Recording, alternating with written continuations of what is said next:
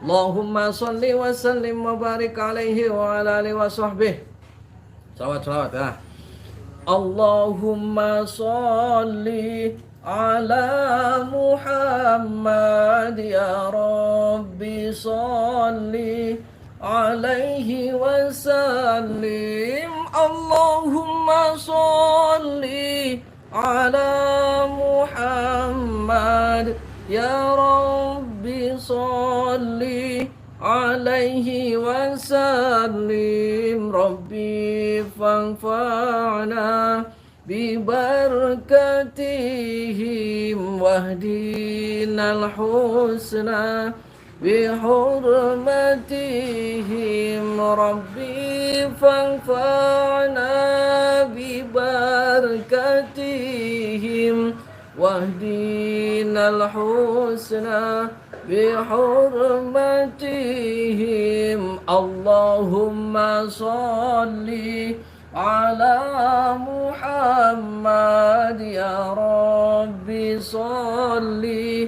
alaihi wa sallim. Allahumma salli ala Muhammad ya Rabbi salli alaihi wa sallim. Rabbi fanfa'na bibarakatihim wahdinal husna bihurmatihim. Rabbi fanfa'na bibarakatihim wahdinal husna bihurmatihim. Sholawat istighfar, perbaiki sholat sahabat. Usah jangan caprak bos, setan belek, setan kepret pak, usah caprak bos.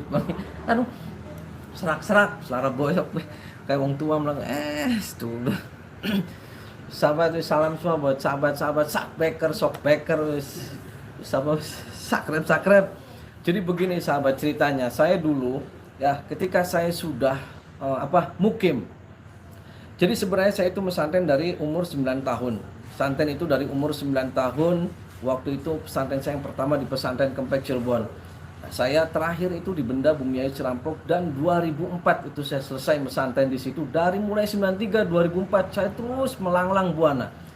Bapak saya adalah seorang praktisi juga, praktisi yang luar biasa dan praktisi yang terkenal dengan ilmu gaibnya. Bahkan abah saya, ayah saya juga adalah dulu pernah berguru di Abuya Bustami Banten. Kenapa saya namanya Ujang Bustami? Karena nama Bustami itu adalah tafaulan di Abuya Bustami Banten Cisantri. Jadi itulah sahabat, kenapa namanya Bustami ya, Bustami. Jadi abah saya itu adalah seorang praktisi, murid kesayangan daripada Abuya Bustami Banten. Jadi saya pernah nanya ke abah saya, apa sih namanya Bustami? Tafaulan, tabarukan katanya. Oh, mudah-mudahan saya berkah, saya mudah-mudahan keturunan ilmunya, keturunan solehnya, para guru-guru dan para masyayikh saya, amin. Jadi begini, ketika saya di pesantren, abah saya itu seorang praktisi yang terkenal lah di Cirebon. Namanya itu Kiai Haji Lukman Hakim atau biasa dipanggil Haji Amak. Beliau adalah orang yang santun, bahkan kalau pagi juga sering nyunatin. Jadi beliau itu pindah hijrah ke Sinarancang itu adalah uzlah dari Luwung dan pindah ke Sinarancang. Dan di Sinarancang itu adalah babak alas di sini yang tadinya minim sekali ilmu agama, bahkan masjid pun kurang bagus. Ketika abah saya kesini semuanya lebih baik. Nah sampai di situ bahkan para dunia hitam, para praktisi ilmu hitam itu kebakaran jenggot lah intinya. Ketika abah saya di sini menata dari kehidupan yang tidak baik menjadi lebih baik. Setelah itu abah saya tahun 2004 itu meninggal. Saya masih di pesantren Bumiayu, lagi menghafalkan Al-Quran baru 15 juz. Waktu itu saya kaget. Saya sebelum abah saya meninggal, seminggu kemudian saya menjenguk abah saya di rumah waktu dari pesantren. Abah saya ngomong ke saya sebentar lagi meninggal. Jadi kamu harus siap untuk meneruskan saya, kata abah saya. Saya kaget, meneruskan gimana? Jadi ketika abah saya sudah meninggal, saya langsung kaget karena saya dari pesantren langsung meneruskan perjuangan abah saya menemui tamu-tamu pasien-pasien semua. Jadi saya kaget deh. Waktu itu umur masih 22 tahun, bayangkan sahabat. Jadi saya masih plongo. Tapi saya dengan keyakinan saya ketika itu saya sempat down juga. Down, umur masih 22 tahun, harus terjun di dunia praktisi. Jadi saya down waktu itu sebulan, down keliling dari mulai Banyuwangi, Banten semua, dan terakhir di Kediri. Dan terakhir juga saya ketemu dengan guru saya lagi, yaitu Kiai Haji Ishaq Al-Hafiz, Allahumma yarham. Nah, beliau menasihatin saya, udah lanjutkan, teruskan perjuangan Abah. Nah, waktu itu saya disemangatin oleh guru saya Kiai Ishaq Al-Hafiz. Jadi saya kembali lagi ke rumah dan saya meneruskan. Waktu itu belum saya mempunyai padepokan, saya masih rumah di bawah di sebelah masjid. Nah, sejak itu Abah saya belum 40 hari sahabat, belum 40 hari saya kan menempati rumah Abah saya. Itu ada seorang paranormal datang ke rumah saya. Waktu itu saya baru belum 40 hari lah meninggal Abah saya. Saya datang, kirain saya tamu, jadi assalamualaikum, waalaikumsalam. Terus saya buka pintunya, ya, kaget. Dia pakai belangkon, terus dengan pakaian sopannya, pakai sarung dan bawa keris di sini, datang ke saya. Terus saya karena beliau tamu yang datang, saya ngomong dari mana, terus ada keperluan apa. Beliau dengan santunnya, dengan ngomongnya seperti ini, saya nggak perlu tahu. Saya tahu Abah Anda telah meninggal. Jadi begini, saya pengen kamu itu akan menemui juga Abah kamu. Maksudnya nyusul. Kamu juga tidak lama lagi, seminggu lagi akan mati. Saya kaget. Aduh, kenapa orang namu langsung seminggu lagi kamu mati? Terus maksudnya gimana? Ya kan kemarin Abah kamu meninggal.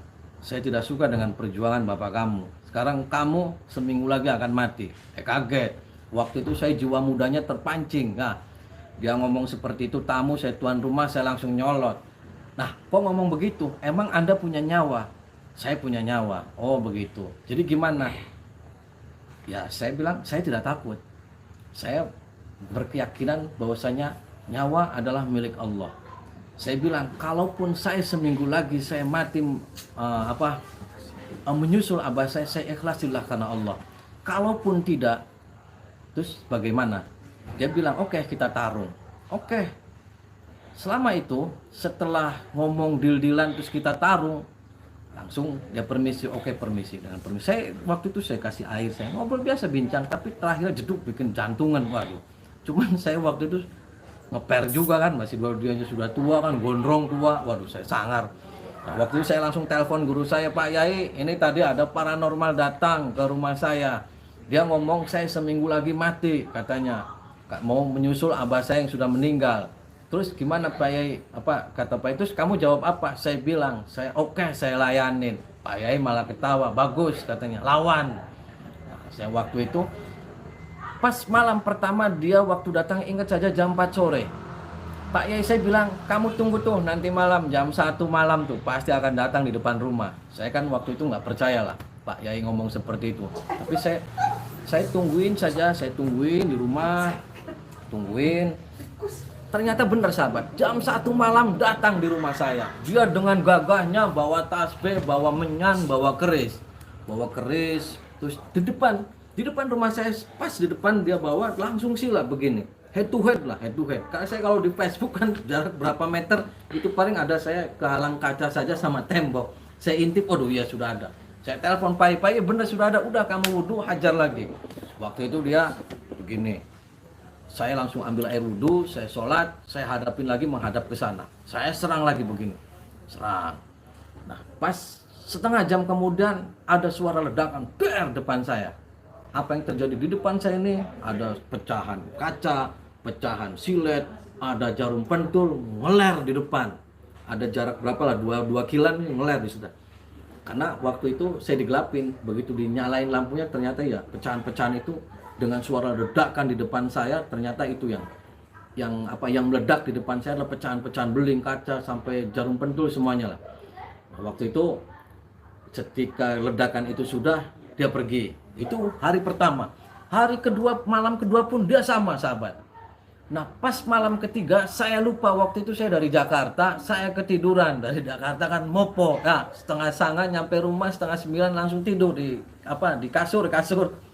Saya lagi tidur dilempar itu sahabat, dengan jinnya dia jeduk, saya dilempar sampai mental ke tembok, saya sampai ininya geseng, saya langsung ke kaca, langsung kan benjut. Ternyata saya intip lagi, dia sudah ada di depan rumah lagi. Waduh, saya ingat, langsung saya ambil wudhu lagi, perang lagi. Apa yang terjadi? Jeduk, barat gitu lagi. Terus. Nah, pas malam yang ketujuh, sahabat, malam yang ketujuh, dia itu saya lihat pas persis banget. Dia menyalakan pentol korek, pakainya korek, terus ada pentolnya. Jegres. Dia nggak tahu megang apa medianya, dia diginiin terus nyala. Ya, begitu nyala, dia cuma ditiupin aja. Puh. Itu yang tadinya api kecil di depan dia duduk, puk, sampai mau menghajar ke saya, karena ada tembok pembatas. Begitu di tembok pembatas udah sebola gini, mundur lagi si api, tek, langsung naik ke atas genteng. Genteng, cus, ledakan, der. Begitu saya ditengok di belakang rumah, ternyata pohon kelapa saya yang terbakar, sahabat. Aduh, begitu pohon kelapa saya terbakar, saya telepon lagi Pak Yai, Pak Yai, ini pohon kelapa kebakar. Apa yang dijawab Pak Yai saya, guru saya? Malah ketawa, udah tungguin lagi aja. Kenapa Pak Yai? 3 hari lagi bakal ada yang meninggal. Waduh, saya kaget, ada yang meninggal. Siapa Pak Yai? Saya apa dia? Udah, nanti 3 hari ada yang mati. Ternyata apa, sahabat? 3 hari lagi saya mendapat kabar dianya sudah terkapar di rumah sakit. Dan di rumah sakit sampai 4 hari di ICU, tidak bisa diabetes, is dead. Nah, dari situ muncul lagi yang lain, keren lagi tuh. Paranormalnya perempuan datang lagi. Dengan udah tua datang lagi, terbang. Wah, ini bukan cerita ngarang kan, nggak, bukan. Karena ini kejadian saya mendatangi paranormal, mendatangi praktisi, saya mendatangi dukun santet. Saya ada cerita sejarah bahwa saya dulu pernah dibegitukan, saya pernah diancam. Saya masih umur 22 tahun. Waktu itu saya masih sedih kehilangan abah saya sudah didatangi, diancam. Kan saya ya sampai sekarang kurang ajar. Jadi begitu, sahabat. Jadi ketika saya mendatangi dukun-dukun santet dan saya tarung head to head, emang dulu pernah 3 kali, malah bukan 1 kali, 2 kalinya biasa saja, yang 3 kalinya lagi di kuburan. 3 kali saya pernah. Dulu kan belum ada zaman YouTube, medsos yang lainnya. Kayaknya kalau di syuting live lagi itu keren itu. Jadi begitu, sahabat, saya mendatangi praktisi-praktisi seperti itu. Bukan karena saya adu kekuatan, karena saya banyak sekali orang-orang yang sakit, yang tidak tahu menau, ya dihajar pakai santet, ya mereka, saya yakin ketika orang menggunakan media-media santet adalah orang yang tidak gentleman lah. Kenapa sih mereka lewat belakang? Ya, kalau emang mereka merasa sakit hati atau mereka dibayar, langsung aja datang, berantem aja kan, duel enak. Kenapa kan kalau lewat belakang kayak itu kan kurang ajar. Media-media jin setan yang mereka utus untuk menyerang target. Jadi begitu. Dari 2004 sampai sekarang 2020, saya bukan sekarang mengada-ada saya mencari mencari dukun santet, karena saya ada pengalaman ketika 2004 saya pernah head to head di depan, dan yang terakhir rumah saya pernah kebakaran juga. Itu adalah dikirim sesosok seperti Banaspati, sahabat. Dulu lah kalau ngeliat berita pasti rumah saya pernah kebakaran. Itu waktu itu saya habis syuting di Serandil. Waktu itu saya masih di program 2 Dunia. Saya mau syuting berangkat ke Pulau Mas, nyampe terminal ditelepon rumah kebakaran, saya pulang ke situ sudah rata sama tanah. Itu ya kan saya itu dulu perangnya lebih sadis, rumah dibakar. Aduh, dukun santet keparat itu. Ya, saya sedihnya gimana, saya nangis sampai saya baju yang dipakai ini aja semua. Untung di rumah lagi tidak ada siapa-siapa. Keluarga semua lagi tidak ada karena lagi berkabung, kakak saya lagi meninggal. Rumah wis lahap jeder. Secara logika 15 menit kebakaran harusnya ada asap pulang jeduk. Ya, tanya aja keluarga kan pada kaget semua itu pas malam Jumat Kliwon mana. Jadi itu cerita unek-unek bela, unek-unek ya, unek-unek sama dukun santet nih, unek-unek. Jadi dari dulu saya sudah begitu dan saya semua lagi target. Jadi ada dendam pribadi. Kenapa sih kok nyerang saya gitu? Kenapa sih rumah saya sampai dibakar? Kenapa sih sampai datang ke rumah saya mati seminggu? Kenapa? Kan saya cuma bantu orang-orang yang datang ke saya minta tolong sakit ini. Jadi mereka ya seperti itulah. Kurang ajar, setan belek, saya pret, pak. Dan juga saya akan menunjukkan kenang-kenangan, pusaka-pusaka ini, kenang-kenangan banyak ketika saya mendatangi dukun-dukun santet yang head to head sama saya, berduel sama saya. Mereka ngasih pusaka-pusaka ke saya Nanti saya akan tunjukkan ke sahabat-sahabat, inilah pusaka saya jejerin lagi nih. Sahabatnya, pusaka-pusakanya. Ini kalau di kepolisian ini lagi apa namanya, barang bukti.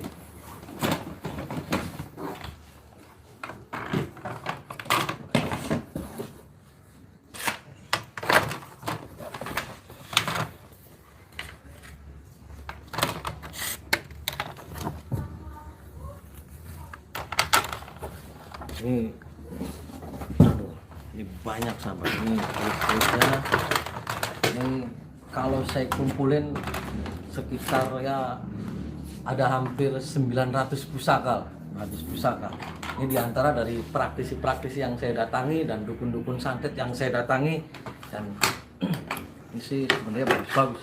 Ini ada bagus, keren. Ini kalau yang kenal pusaka ini keren, ini luar biasa ini.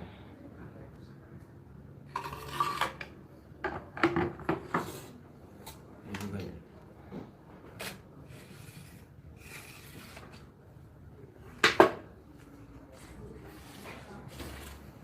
Jadi ini benda-benda pusaka ini nanti akan saya hibahkan, Kang mau saya hibahkan ya, hibahkan. Sebenarnya ini saling ada bagus ya. Begitu sahabat ceritanya. Lebih banyak ketika saya datangin praktisi dan apa ini, saya masih banyak saya ambilin, kadang dikasih. Nanti kalau ada yang mau nanti saya hibahkan lah. Nah, tapi ada syarat tertentu, syarat mutlak kon. Jadi begitu sahabat. Ya, jadi saya ketika sekarang saya mendatangi praktisi silaturahmi, kalau praktisi yang lempeng-lempeng saya ngobrol aja. Saya mendatangi dukun santet, terus tarung, bukan saya karena gagah-gagahan adu ilmu, bukan karena saya kayak Power Ranger, bukan. Saya ada dendam pribadi dari awal, dan sampai sekarang pun mereka nggak kapok kon gua. Saya sampai sakit hatinya, rumah sampai dibakar mohon nggak, aduh. Skala aku sakit, setan belek, setan engklek. Jadi ini ceritanya lagi curhat. Oke, saya minta doanya sama sahabat-sahabat semua. Doanya saya akan terus untuk amar ma'ruf nahi mungkar, dan terus untuk meluruskan yang bengkok-bengkok, meluruskan orang lain. Jangan pernah mengejek orang lain, jangan pernah dendam terhadap orang lain, jangan pernah ngajak-ngajak persaingan, jangan ya, lempeng, jangan pernah ngeladeni aja ya, jangan pernah ngeladeni ya, apalagi tentang agama nggak usah ya, fokus sholawat istighfar wis. Terima kasih saya ucapkan jazakumullah khairan jasa kepada sahabat-sahabat subscriber semuanya. Aduh, sampai ketelak ngomong sopek. Nyocot. Mudah-mudahan saya dan sahabat semua selalu dalam lindungan Allah Subhanahu wa taala, selalu dilindungi sama Allah dan dijauhkan dari hal-hal yang bisa mencelakakan, entah itu santet, entah itu apapun. Jangan pernah takut santet, jangan pernah takut setan belek. Takutlah kepada Allah Subhanahu wa taala, Allah Azza wa Jalla. Allahu Akbar. Allahumma shalli wa sallim wa barik alaihi wa ala alihi wa sahbihi. Wallahul muwaffiq ila aqwamit thoriq. Wassalamualaikum warahmatullahi wabarakatuh.